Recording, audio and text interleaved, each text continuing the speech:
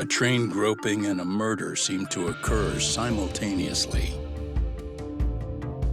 Yagami relentlessly pursues these cases, attempting to poke holes in each. After confronting Akihiro Ehara, the key figure in both crimes, he witnesses a harrowing video that provides more questions than answers. In it, a bound man pleads for his life, but his attacker, bound by vengeance, snuffs it out.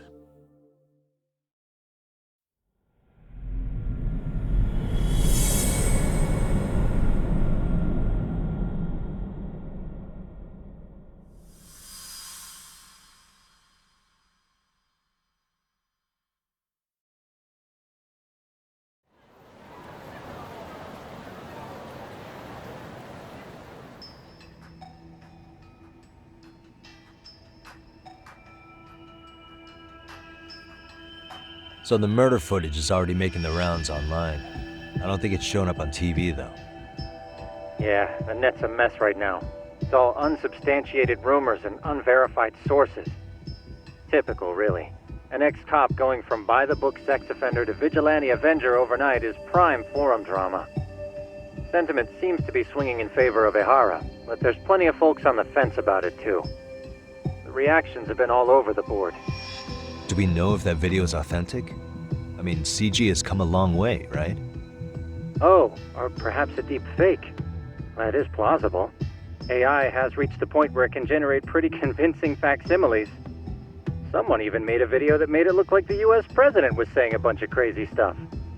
And that's just the tip of the iceberg. Deep fakes are only getting more authentic looking. Can't guys like you tell if a video is fake or not, though? Aren't there any signs? Oh, there are several telltale signs of a video being doctored. So I ran every check I could think of on the murder footage. And wouldn't you know it, nothing came up. Most likely, we're looking at the real deal. Most likely? Well, no one can claim with absolute certainty that it wasn't altered in some way. Which means it's not substantial enough to prove Ehara's guilt. At least not in a court of law. Gotcha. Do you know when and where the footage was uploaded? It was posted sometime last night, but the source is too hard to pin down. The uploaders spread it across multiple servers overseas in a well-concerted effort to hide their tracks. Makes sense. But I'll bet it ultimately came from Mikoshiba's killers, no matter how real or fake it is. How do you figure? Think about it. No one could have staged that unless they knew the specifics of how Mikoshiba was killed. From how he was positioned to little things like the blood on the ground, every last detail was just as the detectives described it. That's a good point. All this browsing's really taken a toll on the old pinky.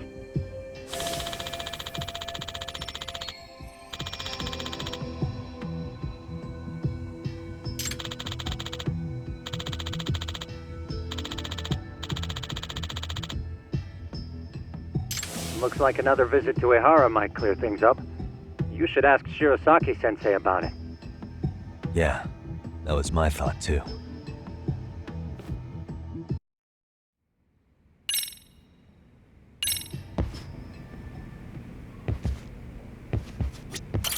Let me get this straight. Ehara went and felt a lady up on the day Mikoshiba got killed on purpose? If that's the case, why the hell would he upload a murder confession after the fact? Is he trying to get caught? Only Ehara could answer that one for you. I want to ask him that question myself. So, we're off to see Saori-san then?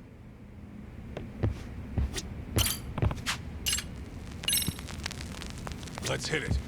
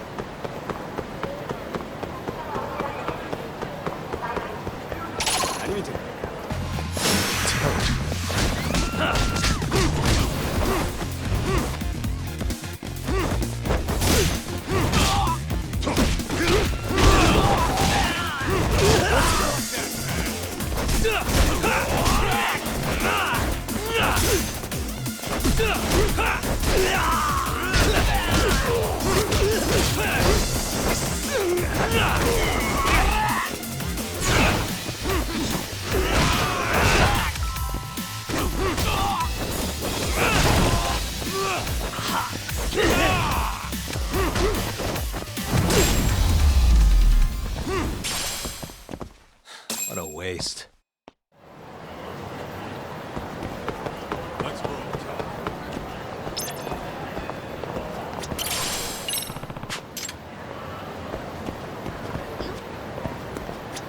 Excuse me. ありがとうございました。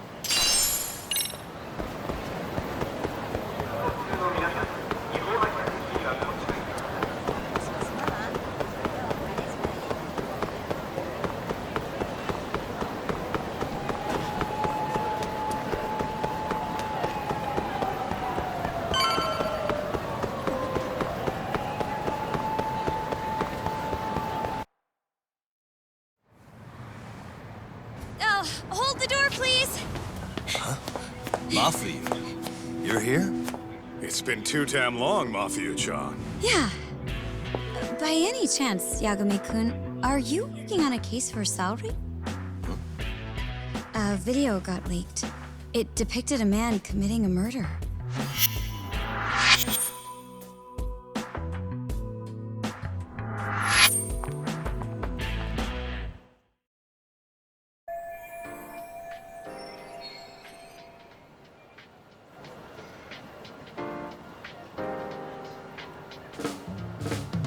Are you here about the Ahara case too? Of course. The prosecutor's office is in total chaos right now, especially the higher-ups. I'll bet. After all, they're the ones who pushed for Ahara's battery conviction. If that video's real, that would mean Ahara got them to hand him a slap on the wrist instead of a murder conviction. Yes. And it's not like the prosecution can say, "Sorry, Your Honor, we'd like a do-over," after the fact. To make matters worse, everything leading up to the trial was broadcast all over the news. Changing our tune now would undermine public trust. That's for sure. So, for the time being, our department is trying to predict how the defense will approach the situation. Hence why they sent me here to check in on my good friend Saori. Totally no strings attached. Well, that clears up a lot.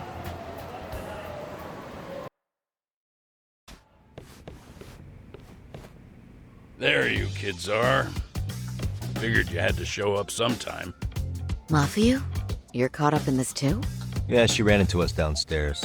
I'm sure you can work out that I am here to spy on you. But wouldn't you like to know what we're up to as well? Are you sure that's your only motive coming here? Sorry?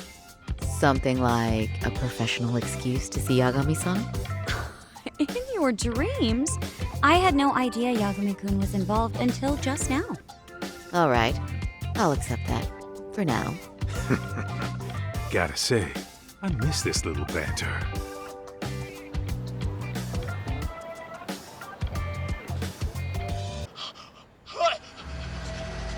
Stop it! Stop it! Stop it! Stop it! Needless to say, our office is going through this footage with a fine-tooth comb. That said, they've already determined their stance.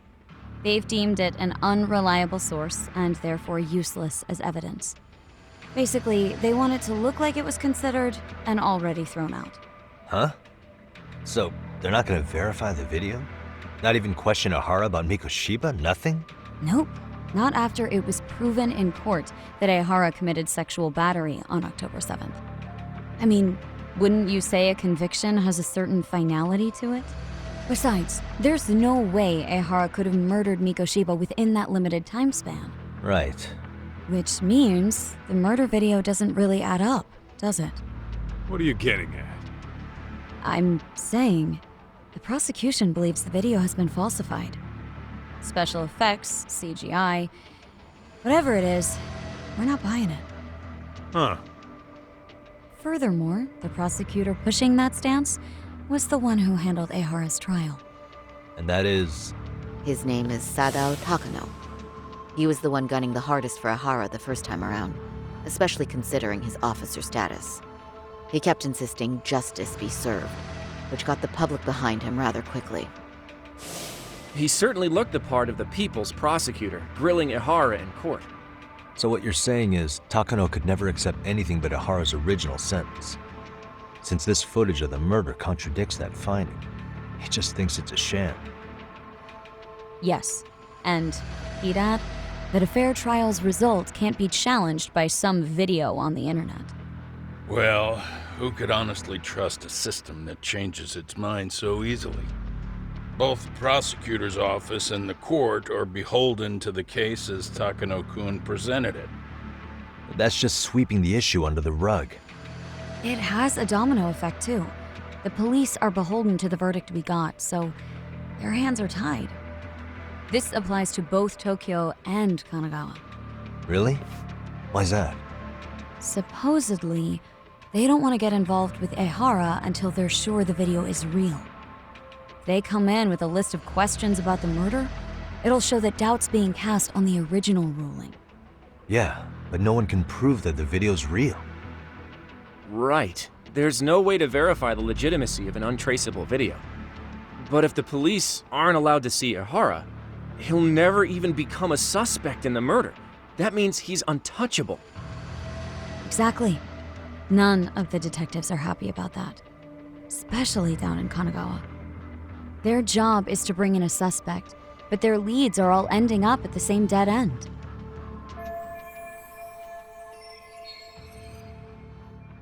Until recently, people were lining up to bring Ihara to justice. Yet somehow his involvement in a murder totally derailed that. Don't be so surprised. No cop would ever want to undermine a ruling based on their own findings. Anyone who wants to go against the grain's gonna need hard evidence on their side. So the case goes cold, all to save face for the court and the prosecution. If Ihara really did commit murder, it'll have been the perfect crime. This debacle only serves as proof.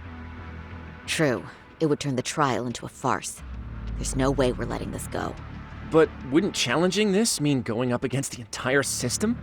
Yeah, that scare ya? Not at all.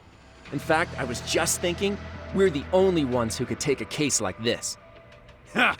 That's the good shit, kid. This whole time, we've been writing off Ihara as a convicted sexual predator. But it's looking more and more likely the court played right into his hand. As for me, I'm done being played for a fool. Then you've heard what I came to say. And with that, I will be on my way. But if you need help, just ask. I think we're good for now, but thanks. That did clear up a lot. No problem. See ya.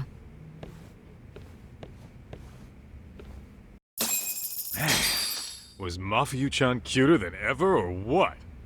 Think maybe it's time to light that flame again, huh? How many times do I have to tell you? It's not like that.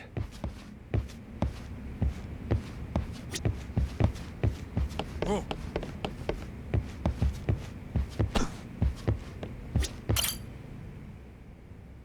Anyway, what I'd like to do is ask Ihara about that video face to face. Any chance we could see him again? I was actually about to suggest that. One moment. It's from Ihara's prison. What? Hello? Yes, this is Shirosaki. Yes, I can talk. His prison? Why would they call us directly? Guess we'll find out. Understood. I appreciate the candor. That was one of the prison wardens. He was asked to convey a message from Ihara. About what? In short, he won't be speaking with his representation any further. You're joking. To be more specific, he said he's not taking any more questions. It seems he fully grasps the situation, even in custody. How is that even possible? I'm guessing the murder footage that was uploaded yesterday was also planned out in advance. That or Ihara's conspirators have to be filling him in. How else could he predict we'd try to see him again so soon? I can see either of those scenarios making sense. But only someone on the force could be leaking insider information to him like that. Damn. This shit's turning into a full-blown conspiracy, eh, Doc? Whatever it is, it's screwing up our plans. Yeah, the timing couldn't have been worse. Now what are we supposed to do? Come on. There are plenty of leads that don't involve grilling the culprit. Yeah? I'd like to hear 'em. Well, if it were me, I'd start with Saori-kun. Okay. The first thing I want to learn is whether Ehara is really the murderer in this footage. Given the entire sexual battery incident as an alibi, there is no way he could have murdered Mikoshiba. However, this new footage knocks the bottom out of that premise. Right. Either his alibi or the murder footage. One of the two's been fabricated.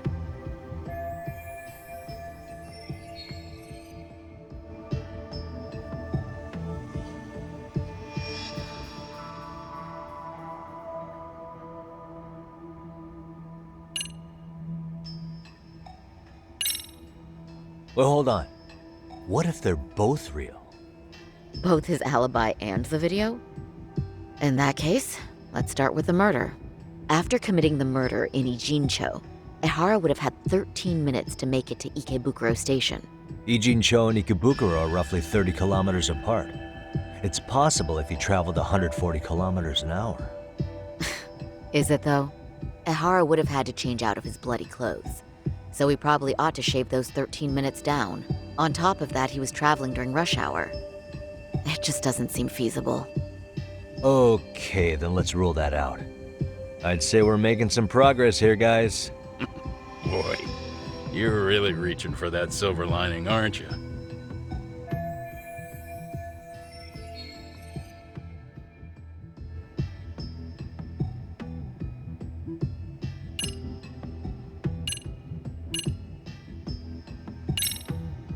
I think we should revisit the harassment case.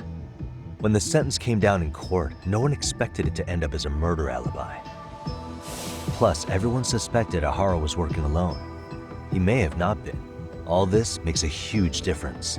No one would suspect a train groping to involve accomplices or alibis. The search for evidence wouldn't be as intense as for a murder. But the entire incident was caught on camera, top to bottom. There's more than enough physical evidence, too. Then we'll need to verify each and every aspect of the case. Okay, what first? Should we investigate the crime scene again? Maybe we'll discover something new if we check out the station during the crime's actual time frame. No, I think we saw everything we could there. Actually, if we're reviewing evidence, we could do that from right here, couldn't we? What catches your eye specifically? I ask because fabricated evidence would likely show signs of tampering. This would prove Ehara's alibi doesn't hold up.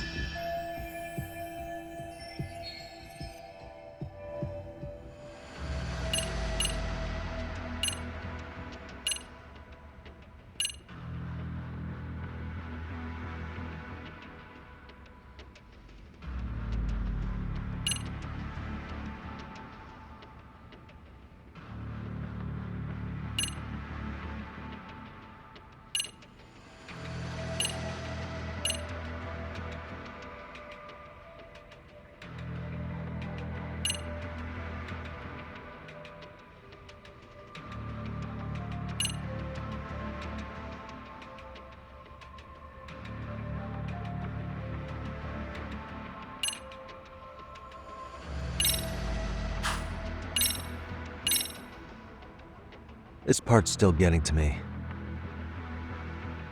The security cameras inside the train caught the act on tape. So Ehara was caught red-handed? Quite. Once he was detained, police detected fibers of the victim's underwear on his hand. That makes for the most conclusive evidence in a battery case. And there's no way he just bumped into her or something, right? The victim wore a knee-length skirt, so the assailant had to expend considerable effort to reach her undergarments. That's not bumping into someone, Yagami-san. The victim reported feeling physical contact right as the train began moving. She said she spent her 6-minute ride to Shinjuku in shock and revulsion. Could you describe the victim for me? She's an office worker married to an industrial designer. Also has a 6-year-old son. Full name, Yui Mamiya, 30 years old. A wife and mother. Perhaps if we talk to Mamiya-san directly, She could give us more insight than that video. She may even recall something none of us know, upon learning Ehara's alibi might have been fabricated. That's a good plan. We'll finally have a fresh source of info. In that case, give me a moment so I can get a meeting set up. We should have her address and other information somewhere on file. Bear in mind, Mamiya-san was the victim here. As the assailant's defense, I doubt we'll get a warm welcome. That's pretty standard for us, I'd say. Nobody rolls out the red carpet for a detective, right? Yeah. Say, Kaito-san, it looks like we've got some free time, so let's say we grab some food. Now that you mention it, I am getting hungry.